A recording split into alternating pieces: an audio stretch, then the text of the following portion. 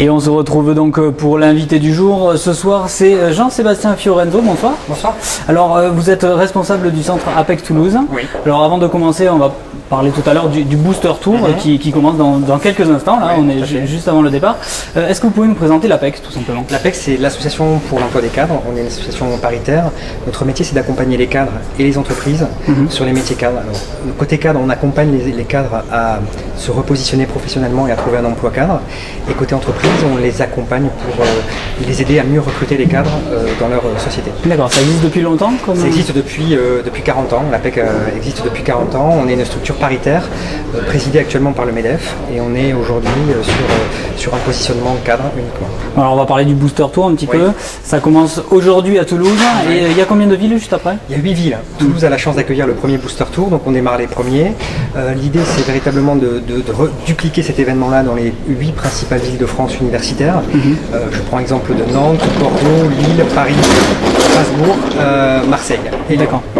Voilà, alors le concept réellement. Le concept du Booster Tour, c'est véritablement dématérialiser la relation entre le recruteur et les jeunes diplômés. L'idée, c'est que le booster s'adresse uniquement à des jeunes diplômés.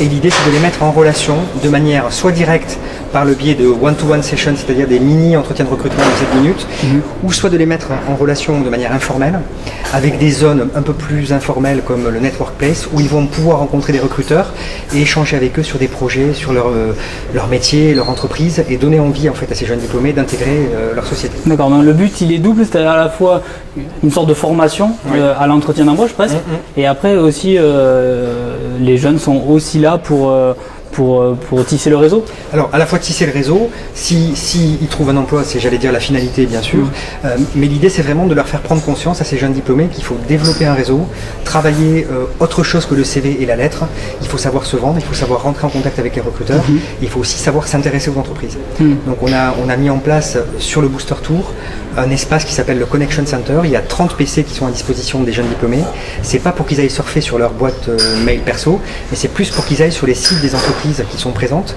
des newsletters, leur faire prendre conscience qu'il faut qu'ils aillent au contact de l'entreprise et qu'ils aillent chercher de l'information. Voilà. Les entreprises, on parle souvent qu'on est en crise en ce moment, les entreprises qui sont là cette année, elles ont envie de recruter. Alors, elles sont là en partie pour recruter, elles sont là aussi pour communiquer en tant qu'acteurs auprès des jeunes diplômés. On a quelques entreprises qui n'ont pas à l'instant T de besoins réels, mais qui dans les prochains mois vont avoir des besoins de recrutement. D'accord. Et on a d'autres entreprises qui affichent clairement leurs besoins de recrutement. Mais quels sont ces genres d'entreprises qui vous suivent? C'est les mêmes sur chaque étape? Vous avez trouvé différents? Ce sont principalement les mêmes sur chaque étape, sauf que en fonction du bassin local, bien évidemment, on a des PME toulousaines ou des PME nantaises ou des PME lyonnaises qui seront présentes à Lyon, à Nantes et pas forcément à Toulouse. Donc voilà, il y a quand même cette particularité locale qui fait qu'on essaie quand même de mixer entre des entreprises nationales et des entreprises régionales. Les entreprises on va rester sur le volet entreprise, on parlera peut-être des étudiants, enfin en tout cas des jeunes un peu plus tard, mais ces entreprises vous ont répondu par l'affirmative très rapidement? Très rapidement, très favorablement, elles ont été très séduites par le concept, par l'effet de dématérialisation de l'échange et par l'aspect novateur du Booster Tour. Elles nous ont dit de suite oui on y va et on veut tester avec vous et on veut démarrer avec vous. On est en train de muter en ce moment en ce qui concerne l'entretien d'embauche ou le recrutement tout simplement. On pense beaucoup à Facebook, il y a des personnes qui recrutent par ce genre de moyens. Ça mute? Le recrutement, à mon avis, ne change pas, dans le sens où il y a quand même toujours une relation entre l'offre et la demande et un recruteur et un futur recruté. Maintenant, les outils et la technologie qui est mise en avant changent. Twitter, Facebook, vidéo, les mises en relation, les réseaux, ça permet vraiment de mettre en relation. Je ne pense pas que ça dématérialise et ça change l'entretien de recrutement. Parce que quand une entreprise veut vraiment recruter un jeune diplômé cadre, elle va de toute façon le formaliser par un entretien d'embauche. D'accord, mais il y a moins de formalités dans, vous parliez tout à l'heure, la lettre d'embauche, la lettre de motivation, le CV, ça a peut-être moins d'importance aujourd'hui que le relationnel qu'on va avoir avec la personne qui nous recrute. CV, lettre et relationnel qui vont faire un tout. Je ne pense pas qu'il y ait une recette miracle, ou en tout cas qu'il faille plus de CV ou qu'il faille plus de lettres. Moi je pense que c'est un mix des trois éléments, le CV pour témoigner du parcours, la lettre pour exprimer pourquoi on veut aller vers l'entreprise, et le réseau parce que c'est de la mise en relation et c'est d'être là au bon moment et d'essayer d'avoir la personne au bon moment. Bon, ces jeunes qui sont venus aujourd'hui et qui vont vous suivre pendant tout ce Booster Tour, qui sont-ils réellement? Ce sont des jeunes diplômés Bac+4 qui ont été diplômés, alors Bac+4-5 voire plus, et qui ont été diplômés en 2008 ou 2009. D'accord. Donc ils sont issus des différents secteurs, j'allais dire universitaires, cursus. On est sur des écoles de commerce, des écoles d'ingénieurs, des universités. Donc on est vraiment sur les 3 champs. D'accord, sur le panel, vous attendez combien de personnes Alors ce matin, on avait sur le site internet, puisque les jeunes diplômés devaient s'inscrire sur le site du booster, on avait 1150 inscrits. Voilà, pour Toulouse. Pour Toulouse.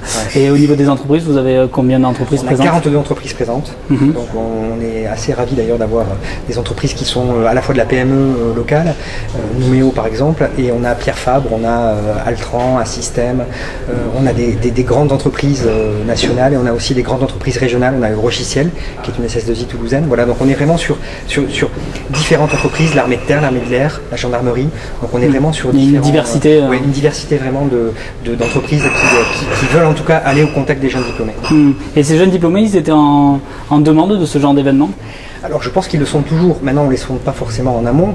Nous les cadres, enfin les jeunes diplômés, on les a à l'APEC et on les voit et on sait qu'ils aiment être, en tout cas dans une mise en relation plus originale que ce qu'on peut faire d'habitude.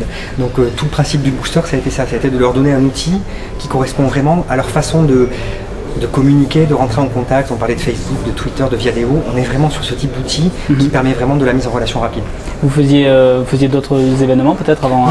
Chaque année, on fait ce qu'on appelle un cadre co qui est destiné aux entreprises qui recrutent des cadres, alors des jeunes diplômés bien sûr, mais des cadres expérimentés principalement.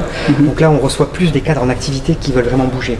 Donc on est plutôt sur un salon classique de pré-recrutement, avec les CV qui sont vus par les entreprises avant, des prises de rendez-vous. Là, le Booster Tour, on est vraiment dans de la mise en relation plus rapide et plus fluide, entre guillemets. Voilà. C'est réservé qu'aux jeunes? C'est réservé aux jeunes diplômés. Uniquement. Aujourd'hui, les entreprises qui sont ici ont une envie de recruter jeunes, puisque vous nous dites. Alors, si elles sont là aujourd'hui et plus particulièrement sur le booster, c'est parce qu'elles ont des besoins en termes de compétences auprès de jeunes diplômés. D'accord. Vous le voyez, ça a évolué de plus en plus, aller vers la jeunesse ou non? Comment vous le voyez? Ça a toujours existé. Et les cadres actifs, les cadres plus âgés entre guillemets, sont toujours recherchés, bien évidemment. Maintenant, les jeunes diplômés aujourd'hui, avec le papy boom qui doit partir à la retraite en 2012-2013. Il est clair que les entreprises se préparent à renouveler leur génération 2012-2013 pour pouvoir être en posture de pouvoir compléter ces ressources. Il y a plus cette fameuse réponse, vous manquez d'expérience justement ces entreprises? Je pense qu'elle y est toujours, cette remarque-là, elle y est toujours. Maintenant, nous, ce qu'on fait à l'APEC, c'est que par le biais des boosters, on essaie de leur expliquer comment faire pour minimiser ce point, ou en tout cas valoriser des petites expériences qui peuvent, à mon avis, à un moment donné, témoigner de cette expérience. Bon, alors c'est le premier Booster Tour, on l'a dit. Quel est réellement l'objectif sur ces 8 villes? Vous êtes fixé quel objectif? Le premier objectif, c'est de répondre à une situation de crise qui est vécue par les jeunes diplômés aujourd'hui. Nous, l'APEC, sur apec.fr, on a constaté 35% de diminution d'offres d'emploi jeunes diplômés.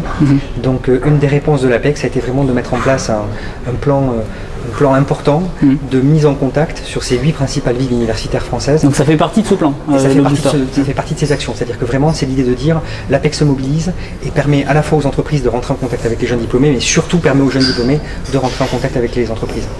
Et alors ça fait partie de ce plan. Le plan, il comporte quoi d'autre? Alors il y a plusieurs mesures. On a mis en place aussi une plateforme sur apec.fr qui est gratuite pour les jeunes diplômés, qui s'appelle Novapec JD. JD étant, voulant dire jeune diplômé. Tout jeune diplômé Bac plus 4-5 inscrit à l'APEC peut accéder à cette plateforme gratuitement et travailler tous ces outils de technique de recherche d'emploi. Il y a des quiz, il y a des vidéos, il y a des tutoriels.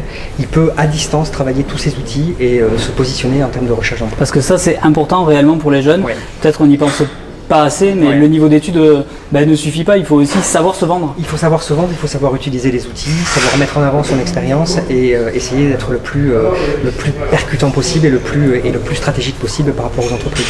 Bon, très bien, en tout cas, ça commence dans quelques instants, voilà, on va vous libérer. Et c'est jusqu'à 20h. C'est jusqu'à 20h. Eh bien, écoutez, merci beaucoup de nous avoir accordé cette petite interview et puis bon courage pour cet après-midi. Merci. Nous, on se retrouve dès demain pour notre invité du jour.